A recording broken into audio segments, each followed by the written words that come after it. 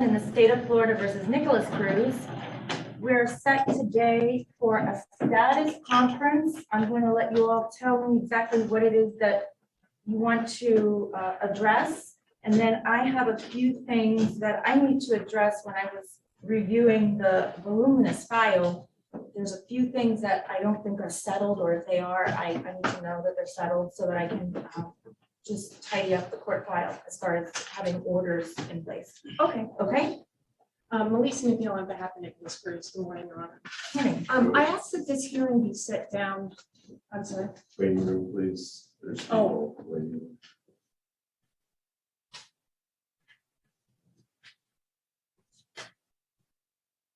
Thank you, Your Honor. Sure. Go ahead whenever you're ready. Okay. I set this hearing down so that the defense, and I believe the state is now in agreement, as we just spoke before we went on the record, Okay. to the court's case management order. Okay. Things have been off a day or two. I understand. And but- thank you for letting me know timely. I appreciate it. Both sides. You're welcome. But for all intents and purposes, I think that everybody is in compliance with this case management order. Fantastic. However, the state has listed some additional experts, like 9 or 10, Okay. which they're obviously entitled to do, Okay. but we haven't had a chance to depose them. I know that Ms. Sly from our office has reached out to the state with some prospective dates. They're not available. So this is what we would like to do, and I believe the state is in agreement. Okay. We would like to start on April 4th, and I believe that you had mentioned this before. Okay. Nobody can remember who said it or when. Sure. That we do jury selection Monday, Tuesday, Wednesday, and that we have Thursday and Friday off because we still have quite a few motions. Okay. And then to take the depositions that we need to take, and the state has some continuing depositions of our experts. Okay. And once that is complete, then we can go 5 days. But I think this is a way for us to continue to move forward, All right. and both the defense and the state of Florida can comply with their obligations as it relates to the experts. Okay.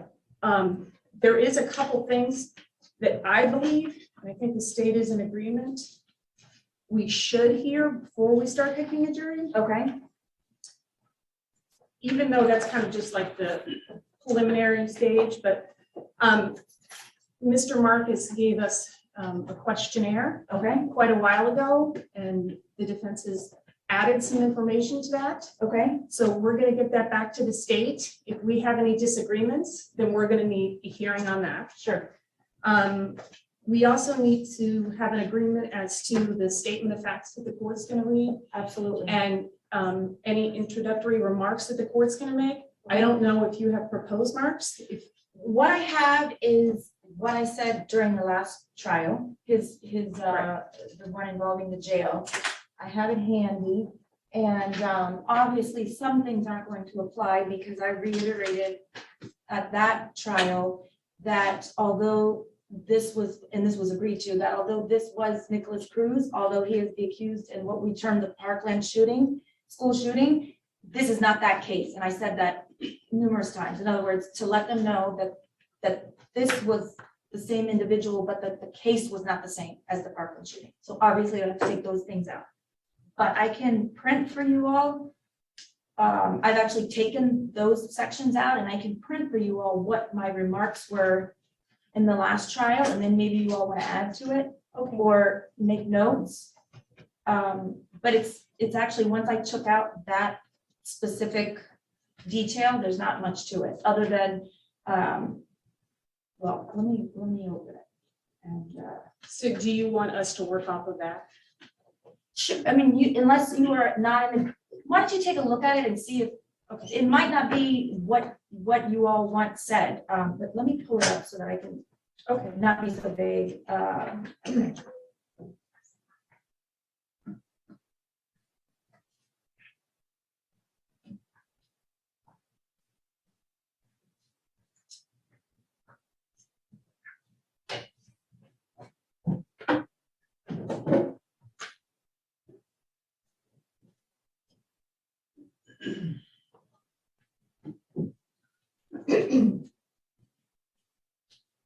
Okay, I'm gonna print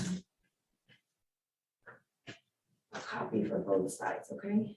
Okay, It'll just take a second, so that you can follow along, and we can look at it now, and then you can let me know if you think this is the direction that you were.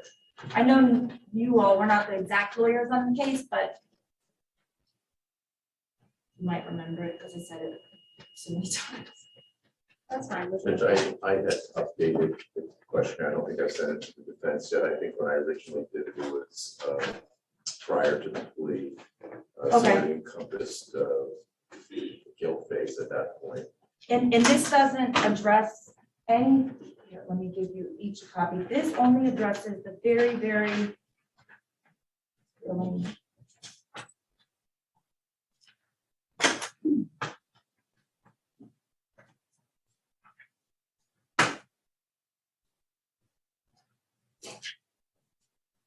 Your Honor, what we're agreeing to is that, and what we need to know from the court is what your remarks will be. So we're anticipating that the attorneys will not be speaking for quite a while. Right. Several weeks, we think. But that would give us time to finish what we need to do before Sure. we start. It's possible we may need a few more days. Okay, so- And we do want to know what the court's remarks are going to be. Sure. And not just the facts, but the questions that the court would ask and the areas that you'll go into to give us a, narrow down the conflicts and sure. things like that. So if you look at that outline in it, and it's in very large font with things underlined so that I can remember to emphasize. But I basically introduced myself.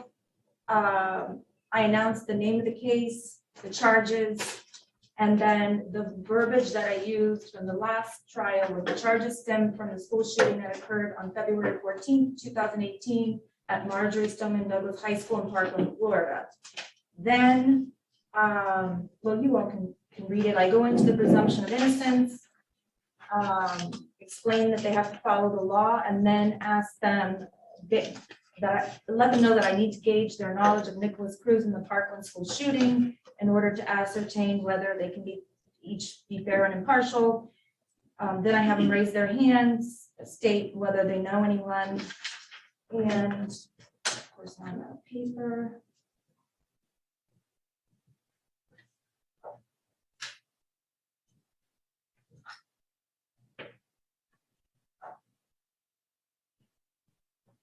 And then is there anyone, now I can add and I can take away. This is basically, I was assuming because of the pretrial publicity and because of the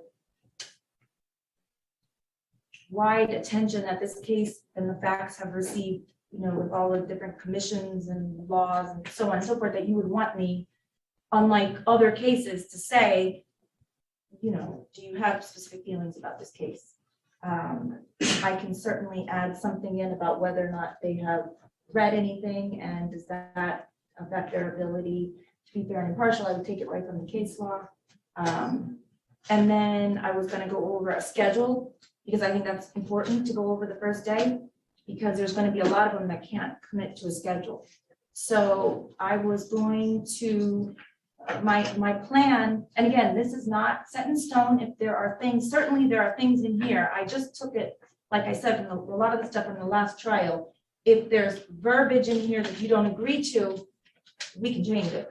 Because, go ahead. If I could just interject for a moment. Sure. And that is, we have done several resentencings where Okay. the defendant comes before the court with a new jury already convicted of first-degree murder, and the only thing to be determined is the sentence. Okay, Judge Backman has done this, and I worked on the Hojan case in 2018.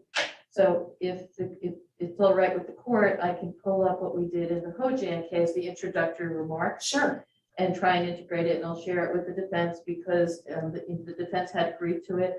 It was fine with the Florida Supreme Court, and then you can decide what you want to do. Sure, and I reviewed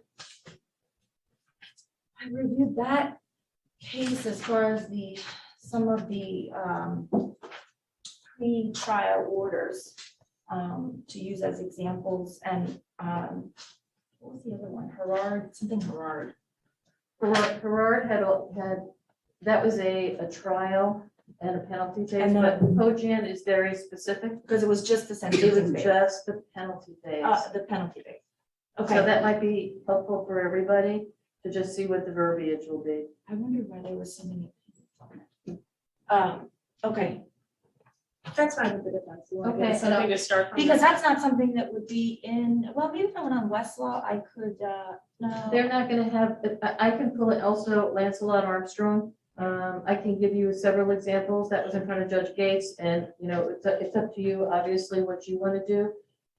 But I can give you several examples of what was done on resentencing That would be before great. new juries. That would be great, because even the cases that address those type of scenarios don't Right. go into There's those nothing things. in the standard jury instructions that are gonna give you preliminary Okay. remarks, and that's what we need. But as far as me indicating to the potential jurors that this is Nikolas Cruz, saying his name, saying that he is charged with the incident referred to as the Parkland school shooting, if those are things that you don't want me to say, obviously, I'm only saying those if you all, meaning the defense, No, I understand. want me to say it. Well, this is a little different because of the other case, we were actually saying, we were talking about a case that he's not been convicted of yet. I think Ms. McCann has a really good idea. If she can share with us what she has and that Okay. can give us the baseline to Sure. work from. And then we can go back and forth and if, you know, if we agree to certain language. Yes. And then if we don't, then we can bring it before the court.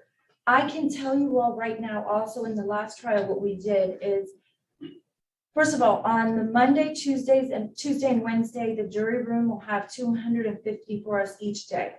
And we're anticipating bringing them in groups of 50. And it goes rather quickly because it's just a kind of like pre-voir dire. Conflicts. So Judge, if I may real Sure. quick, before we went on the record, I provided the court with a notice to the court of potential voir dire procedures. It's D-184. Mr. Marcus and myself, we worked on this last October. Okay, This is what I've kind of been traveling under, meaning we'll have these, and I believe the state, unless their position has changed, was in agreement with it then. Obviously, the numbers at the top, that the amount changes. sure. But it was my understanding that step one, we would just be dealing with hardship. And I think that Ms. McCann made a good point about we all need to agree on what constitutes a hardship. I know that there's a statutory definition, but if this is going to be a longer trial. Sure, and I have the county ordinance Right. and the printed jury summons, so that, because I usually go over that with them. Okay. I give myself as an example, because I'm a state employee and I would get paid if I were selected to serve, and I would tell them that, you know, another judge would have to cover. A lot of my cases would have to be continued, so it would be inconvenient, but it would be a hardship. I try to do that, or give a state employee example type thing. Right. So that would be hardship and then knowledge of Mr. Cruz. And I'm just, if you have any objection, anything since we did it, let me know, just jump in. And then those people that are not stricken for cause, then they will fill out the questionnaire. Yes, that's a great idea. And then also having the Thursday and the Friday off will enable both of us to look at the questionnaire, and perhaps we can have some mutual agreement as to some that we see are obvious causes. Sure. And then once we get that group, then we'll move into step two, which was discussion of knowledge of the case, debt views, and other issues related to the response on the questionnaire. If there's something that either the defense or the state were concerned about that we felt like we needed to inquire. And then those people that get through that, step two, then we just have step three, which would be general voir dire. Okay, All those other issues. you all are free, obviously, once we narrow down the group, to ask the questions that you want to ask. But I can tell you, as far as knowledge of Mr. Cruz, I'm gonna need to address that first day. That's Okay. in there. And just so you all know, in my experience, this is how I'd like to do it. In the last jury selection days, okay, the first few groups who came in, everybody was okay and settled. But then we had an incident, or not, I wouldn't call it an incident, a situation where a juror, just by walking in here, had a physical or emotional reaction. So what I did after that was the staff knew that if somebody starts breaking down or something, to kindly but quickly take them and excuse them from the whole group, so that we don't have somebody sobbing, crying Tainting, in front of, I'm sorry? tainting. So we don't have a situation where now we have to excuse all 50 Okay. of that group. And as long as that's okay with you, what I do is, I usually give Ms. Blackwood a look, and she's very professional and very subtle, and she will very nicely excuse the person. I want to point out, there's the recent Boston bombing case at U.S. Supreme Court, Okay. U.S. versus Sarna. Okay. There is some interesting language in there that the court may want to read regarding jury selection in terms of the question, which would be very similar here as was in the Boston bombing case. Okay. Is what do you know?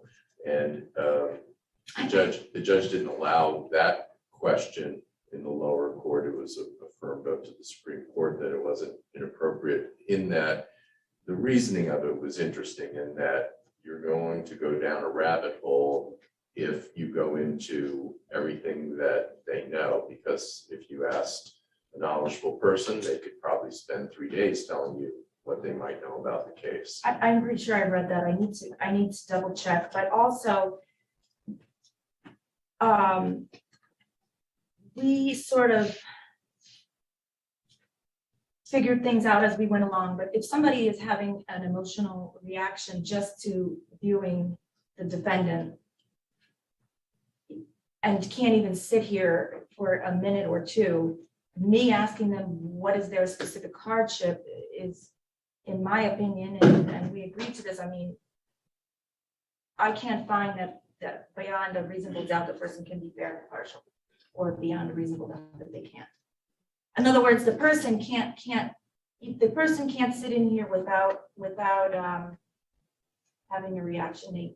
I don't know that it matters to ask them exactly what the problem is. Just as long as the parties stipulate that they can be Absolutely. excused. then Absolutely. And that what I would would be do is I would have Guilty as charged. Ms. Black take the person out. You know, it just depends on what happens. Maybe we I have did that- nothing. Maria did that. But she would take them out. Then I would call the lawyer sidebar. I would express my observations. Maybe you saw, maybe you didn't. And then if we need to have argument on it, we would have argument on it. Most of the time, we all saw what we saw and everyone was in agreement. So we'll do it that way. I just don't want to have a situation where I have to keep excusing groups of 50 because somebody sat in here and, you know, No, I understand. was very, and I hate to say emotional, because a person's reaction is their reaction. Everybody reacts differently to different things. And I think that the people who reacted, it wasn't purposeful. It just, you know, it is what it is. If I could just digress for a moment, Sure. Your Honor. Just to get back on track here, this is a penalty phase. There's no presumption of innocence here. The defendant is guilty. He has pleaded guilty. Knowledge of the defendant in this case is not really something that is going to be instructive as to these jurors' abilities to serve. It's whether they can listen and render their opinion as to what sentence should be. He has pled guilty. He does not have a presumption of innocence. So this is way different from Sure. any other proceeding in this courthouse. So we would, obviously, I said I took this from the last one. We would take that out, but I'm assuming that you all would want me to still instruct them on the law, which would be beyond a Absolutely. reasonable, a reasonable doubt and what that means. Because I have to be able to say more than, can you be fair and impartial? Can you follow the law? This is the law, and who can follow, who cannot? The standard instructions for penalty phases will guide the court as to what this court should say. And the standard instructions are presumptively correct. Okay. Thank you for bringing that to my attention, because you're right. I hadn't thought of that. I had left the presumption of innocence in there because we read it in every other case. Well, that's why we're having a hearing, right? We're gonna Yeah, no. weed that stuff out, so. It's a I mean, I'm hoping I would have thought of it before I read it. Well, somebody would, so. Thank you. We will, yeah. Thank you very much. Okay, so you all are gonna look at what I have. Obviously, I know right now what needs to be taken out automatically. And then Ms. McCann's gonna provide something from a trial that was just the penalty phase. And then we'll review it.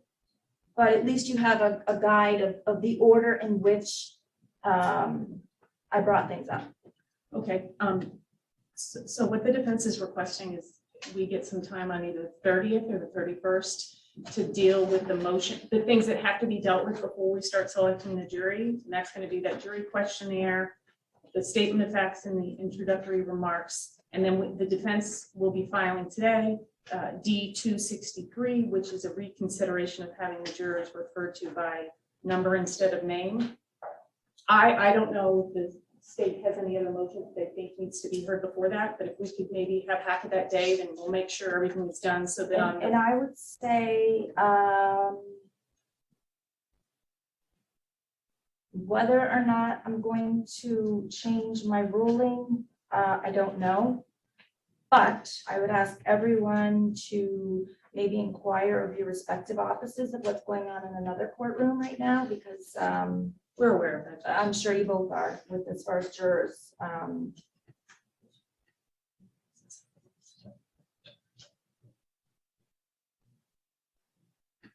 Actually, why don't you come to the sidebar for just a minute?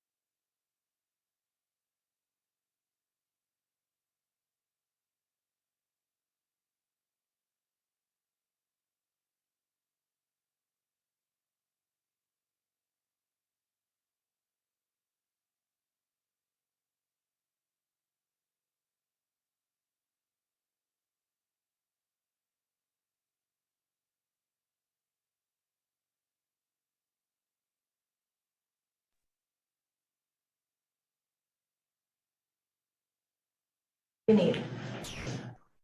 Why don't we take, I don't think it's going to take more than a day. I just have to get, there's a retired judge that's going to be covering my division. I need to let her know. So, Can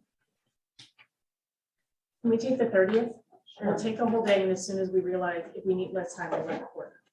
You know what? Why don't I tentatively put, should I just set aside both days? Yes. Because we do have motions to hear. anyway. Sure. Sure. Okay, I'm gonna set aside both days, all day. And then, let me say this, there are a couple, I've been going through the file and noting all of the pleadings by number. And I just want to say again, thank you to both sides for doing those numbers, because I don't know how we would be able to manage the file without that. But there were a few issues that I have noticed so far that have been outstanding. One of them was I ordered a PSI on October 20th 2021, but then I held it in abeyance and there was some discussion about whether or not the defendant could waive a PSI in this type of a case. And I didn't know if you all have put any more thought into that, but that was one of the issues. Okay. And I am doing some research on that on my own. And then after the defendant pled, you indicated, defense indicated that there were some motions that no longer needed to be heard, or like the suppression of ID. There was,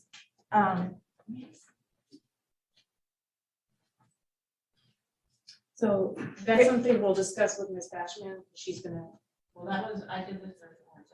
I hope. no, but there were, oh, I see. there were, okay, there were motions in limine and motions to suppress in-court IDs by particular individuals. Many of them were conceded by the state. The state indicated they're not going to be calling those particular people. But I just want to make sure, for example, D-123, motion to suppress Georgia Garnecki's in-court ID. There's no order, and I need an order whether it's not an issue, whether it's with something so that it's resolved, okay? Or if anything needs to be heard. There's no order on D-126, D-127. You know what I'm going to do? I'm going to, I'm smiling at this because I know she likes spreadsheets, but I have a spreadsheet because I needed to make it for my own purposes of all of the motions by name and the, you know, whether there was an order. And there are some that I think probably resolved themselves, like motion to compel a better address, and then I see it was never heard. I'm going to assume all of those things have been resolved. So I don't know if it's easier for me to, if you all think it's easier just to tell me what else needs to be heard or what you're missing orders on, or for me to make a list of what's not in the court file. For the defense, we would ask that the court just tell us by number what motions, because we may strike the motion. Okay, If you could just tell us what you believe is outstanding. Sure. And then like those suppression of the ID, identification is no longer an issue, so we may just strike the motion. okay, that's what I thought, So- but I just wanted to, for housekeeping purposes. Also, just so, and I don't need an answer right now, but D-101, 102, 103, and 104, I have not been able to locate in the court file. I don't know if you all skipped those numbers. We'll check. And D-113 is not in the court file. Now, some of these things I could have missed. However, I've had the staff also looking and nobody can find it. D-137 is missing.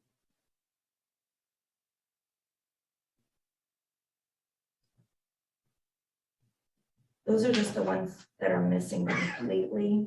So 101, 102, 103, 104, 113, and 137. Yes, also D-13 is missing. Now, at the beginning, we weren't always, well, I know I wasn't always putting the number on the top of the order. So some of that could be there, but neither myself nor the clerk has been able to find the ones that I'm indicating. Okay. We'll check. Off the top of my head, I can't remember what. No, obviously.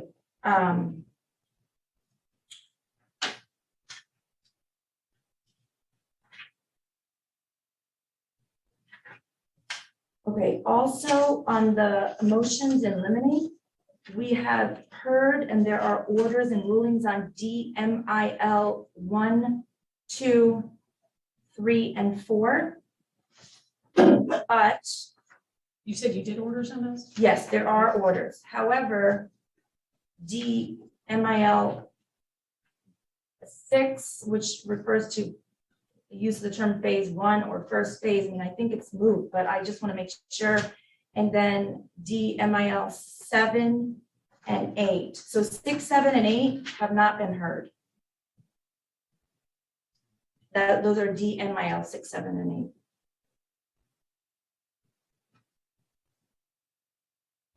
And you know what? I'm gonna make a list of all of this because it's a lot. Um,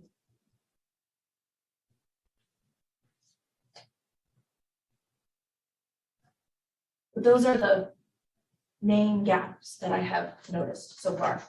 Okay, All right, we'll work on it. thank you. So, and then there have been pleadings filed more recently that need to be addressed, but I'm gonna set aside the 30th and the 31st. And is there anything else for today? Is there a chance we could do those hearings in the courtroom that we're gonna? Sure, we So can that we absolutely do that. I didn't do that for today, and that's a great idea. The 30th and 31st will be, I don't know what that courtroom is called, the 17th, It's on the 7th floor, it's Judge Tudor. 17th floor, right? 17th. 17th floor Judge Tudor courtroom. It's his courtroom and his courtroom. Honorable, it's called the Judge Tudor courtroom, and then it says Judge Tudor presiding.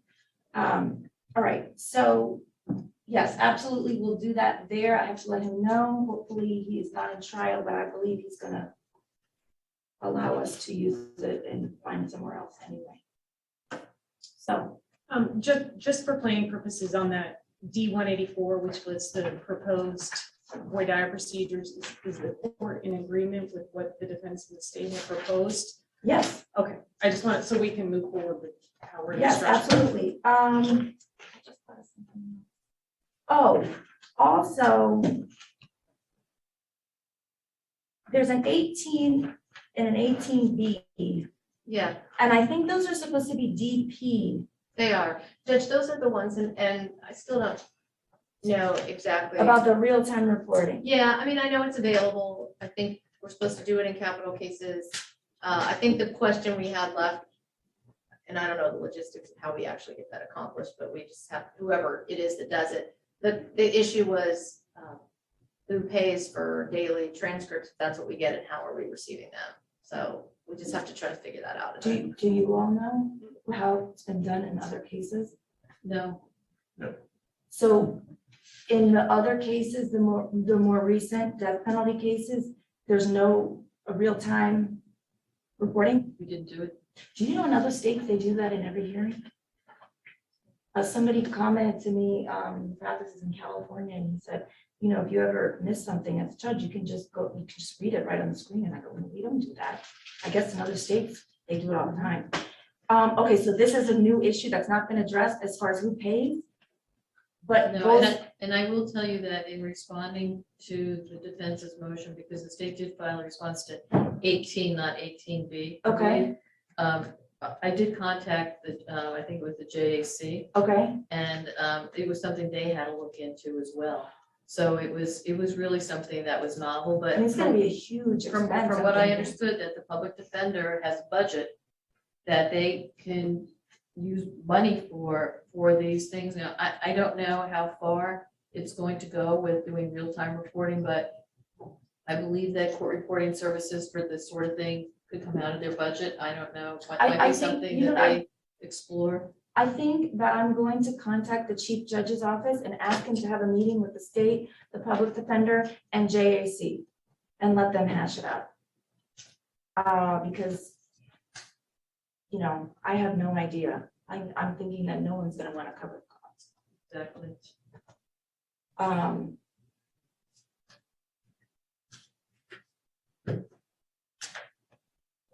But if you were an SPD, JAC would, I don't know. Okay, so I'm gonna hunt on that one, okay? Yes, thank you. And let the offices hash it out with JAC, and they'll figure out something. Okay, we do have a court reporter who is trained and has the ability to do the real time. It's Trish Bailey. Yes. So she's one of the only ones that is able to do that. It's probably why it's not been done. I don't think a lot of court, you have to have special training on that or special certifications. She's explained it to me before. I'm not familiar with it because we don't do it every day. Okay. So, all right, so I'll set aside the 30th and the 31st. Do you think you all can confirm by maybe the 28th as to, just let me know. I'm gonna try to have a coverage for both days so that I can be available for both. I'll be available for both days, and you all can just let me know. So we shouldn't attempt to set any depositions on this? No, you can do what you want to do. Okay. I'll just make myself available on both days, if and when you need me. Okay. Okay? And just finally, the technology end of this, we all have to speak about that. I understand that they did get for us headsets for sidebars, but we won't have to actually come up for a sidebar. Okay, what I'll do is, I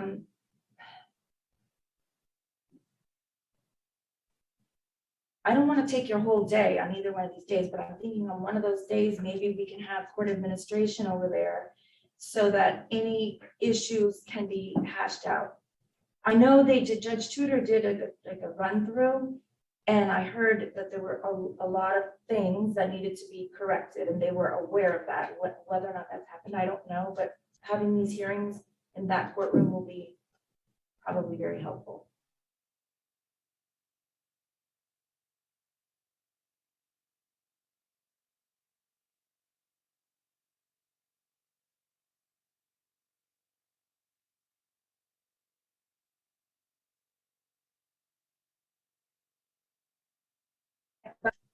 No Could problem. we do like the IT issues from like 9 to 10 to get the attorneys acclimated as to what's there? And then from 10 on, there's somebody observing and picking, finding the bugs and That sounds figuring. like a good idea.